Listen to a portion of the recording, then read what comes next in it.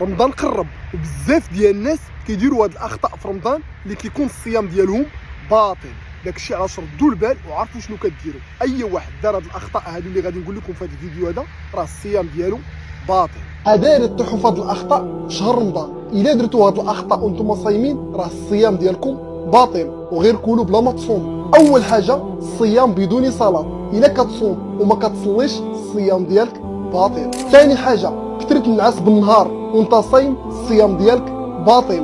ثالث حاجه العصبيه غير اللي دوا معاك كتعصب عليه الصيام ديالك باطل. صايم والنهار كامل وانت مختم الاغاني الصيام ديالك باطل. الغيبه والنميمه هذا مشى وهذا جا باطل. السب والشتم اللي سبك ترجع عليه وتعيرو باطل. واخر حاجه مشاهده المسلسلات والافلام ديال العري هادو كيجعلوا الصيام ديالك باطل. حاول ما تصومش غير على الجوع، خلي حتى عينيك وودنيك والجوارح ديالك كاملين يصوموا معاك. وخلاصه اللهم بلغنا رمضان واعنا على الصلاه والصيام والقيام وقراءه القران يا رب العرش العظيم. وذكر غيرك فان الذكرى تنفع المؤمنين.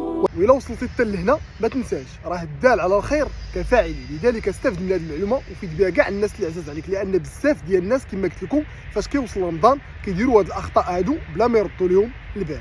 ونتلاقاو ان شاء الله في معلومه جديده في الفيديو الجاي، والسلام عليكم.